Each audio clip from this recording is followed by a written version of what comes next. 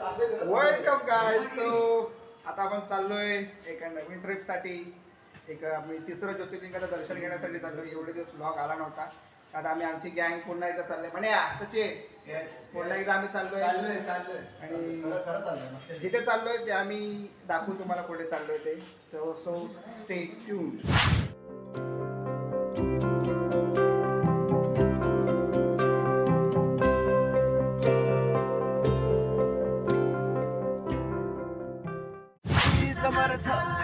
श्री स्वामी समर्थ, श्री स्वामी समर्थ, श्री स्वामी समर्थ.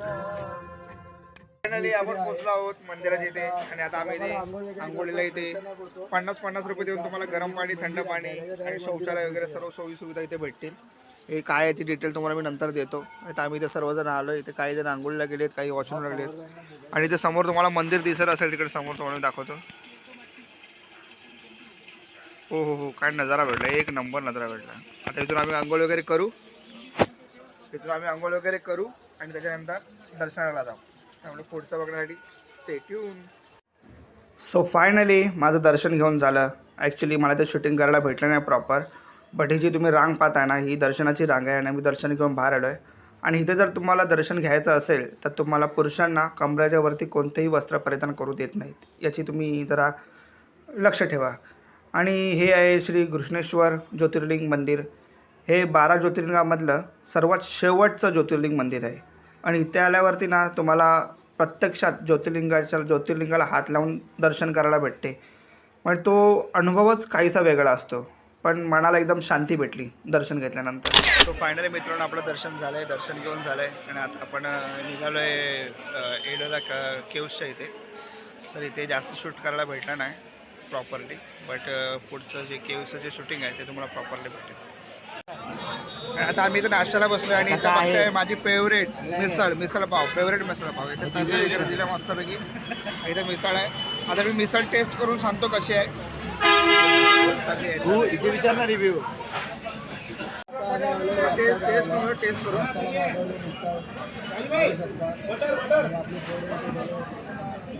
मिसळ याचा ऑनियन उत्तप्पा, मसाला डोसा जाम तिकडे आहे. जाम स्पायसी आहे.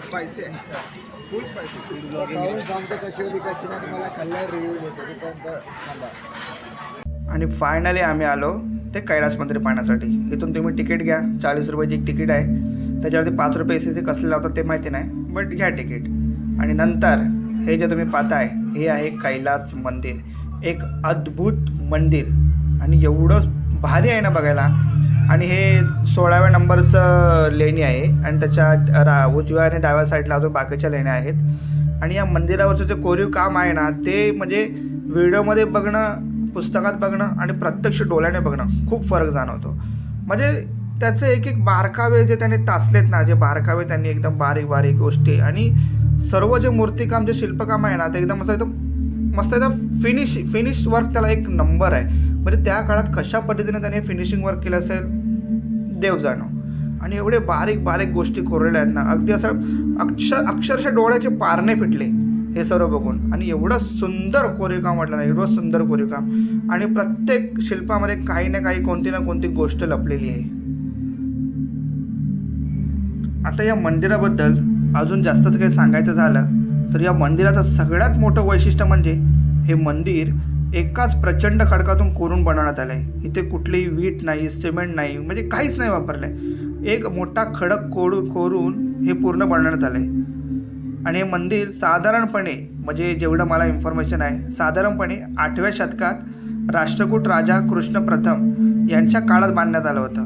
त्या काळात आधुनिक साधनं नसताना सुद्धा अशा प्रकारचं भव्य मंदिर उभारणं ही त्या काळातील कारागिरांची अफाट मेहनत आणि बुद्धिमत्ता दर्शवते. मंदिराच्या प्रत्येक भिंतीवरती देवदेवतांची सुंदर शिल्प कोरलेली आहेत.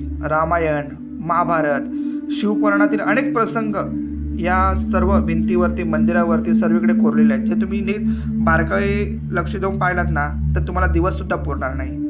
आणि याचं खांब, पायऱ्या, मंडप, गाभारा सर्व काही एकाच दगडात कोरलेलं आहे. हे जे तुम्ही बघता ना, फिनिशिंग बघा, या मूर्त्यांच्या फिनिशिंग बघा. या मंदिरासमोर भव्य नंदी महाराज विराजमान आहेत, जे नेहमीप्रमाणे भगवान शिवाकडे तोंड करून बसलेले आहेत. आणि मुख्य गाभाऱ्यात भगवान शिवाचं लिंग आहे. आणि हे जे शिवलिंग आहे ना, हे अक्षरशः बघण्यासारखं आहे. म्हणजे तिथे तुम्हाला आतमध्ये जायला देत नाहीत, बट तुम्ही बाहेरून पाहू शकता. हे व्हिडिओमध्ये पुढे ते आहे, मी तुम्हाला दाखवतो. आणि इथलं वातावरण एवढं शांत वाटतं ना, भर उन्हात सुद्धा एवढी शांतता, खूपच भारी वाटतं. आणि मंदिराच्या आत शिरल्यावर एक वेगळीच सकारात्मक ऊर्जा जाणवते. गर्दी असून पण ना मन एकदम शांत होतं. दगडात कोरलेली कळा पाहताना त्या काळातील कलाकारांना मनापासून दाद देवीशी वाटते.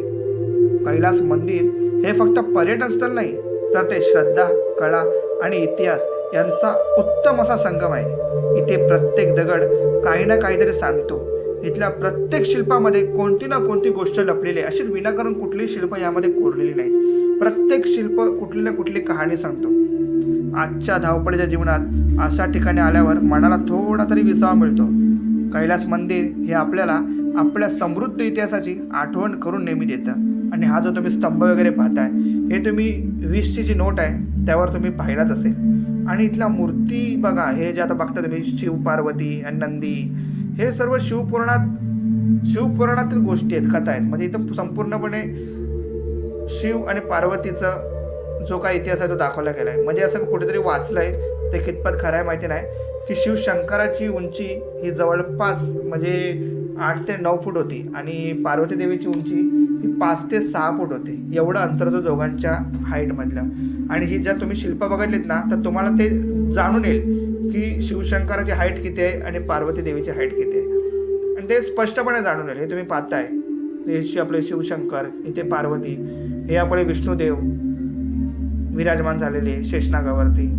आणि अत्यंत सुंदर सुंदर सुंदर अशी शिल्प इथे कोरलेली आहेत. खूप अगदी म्हणजे तुम्ही बारकाईने बघितलात ना, आता माझ्या कॅमेऱ्याची क्वालिटी तेवढी खास नाही आहे, नाही तर तुम्हाला मी पूर्ण डिटेलमध्ये दाखवलं असतं. पण मला जेवढं दाखवता येतं आहे तेवढं मी तुम्हाला दाखवण्याचा प्रयत्न करतो. आता तुम्ही जे इथे हत्ती आणि तो सिंह बघताय, म्हणजे असं सुद्धा म्हटलं जायचं की त्यावेळेस हत्तीच्या उंचीएवढे सिंह होते. जे तुम्ही या शिल्पकलेतून पाहताय की ते प्राणी कोण होता, म्हणजे सिंह होता का असं कुठला प्राणी होता माहिती नाही, बट असं म्हटलं जातं की त्यावेळेस होतं म्हणजे त्या काळात. आणि ही जी तुम्ही मूर्ती पाहताना, हे अगदी विलक्षण आहे. हे रावणाने ज्यावेळेस कैलास पर्वत उचलून घेतलं होतं ना, हे त्यावेळेसची प्रतिमा आहे. आणि हे तुम्ही पाहताय बारकाईने एकदम रामायण कोरलेलं आहे भिंतींवरती. अशा अनेक ठिकाणी महाभारत, रामायण, शिवपुराणातल्या अशा बारीक बारीक छोट्या छोट्या कथा या मंदिराच्या प्रत्येक भिंतीवरती कोरलेल्या आहेत.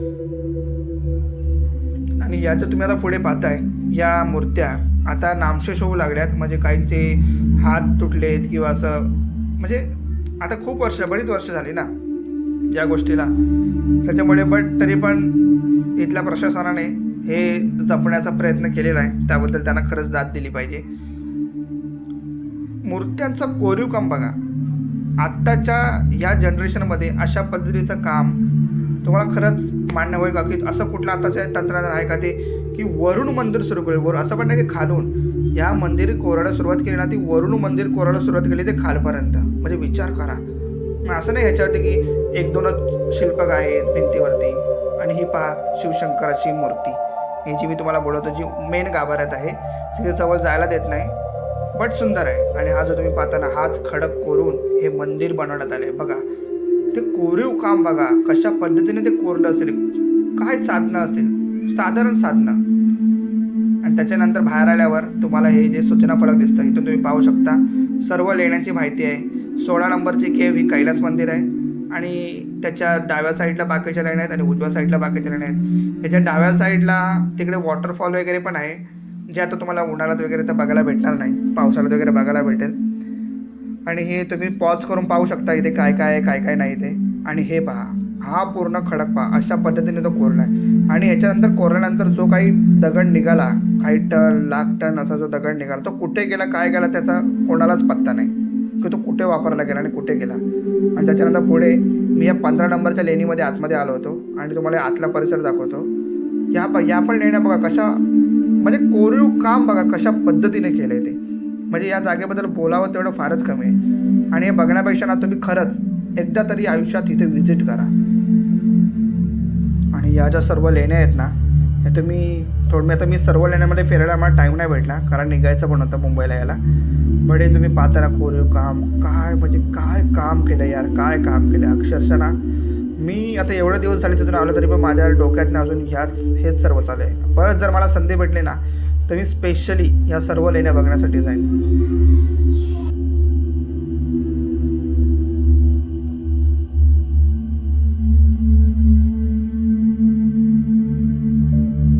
किती झाले? 9,000 9,500 पर पर्सन. एप्रिल मार्च मे जून जुलैला जायला बघायचं ना तर अँड या व्लॉगमध्ये एवढंच. आता आपला परतीचा प्रवास सुरू आहे. सो व्हिडिओला लाईक करा, शेअर करा, कमेंट करा, सबस्क्राईब करा. लाईक मात्र आठवणीने करा आणि सबस्क्राईब जर तुम्हाला चॅनलचा कंटेंट आवडला तर नक्की करा. आणि हो, आपण लाईव्ह स्ट्रीम करायला सुद्धा सुरुवात करतो आपल्या चॅनलवरती, तर थोडंफार प्रेम तिथेही दाखवा. बाकी तोपर्यंत काळजी घ्या, भेटू लवकरच. लव यू ऑल.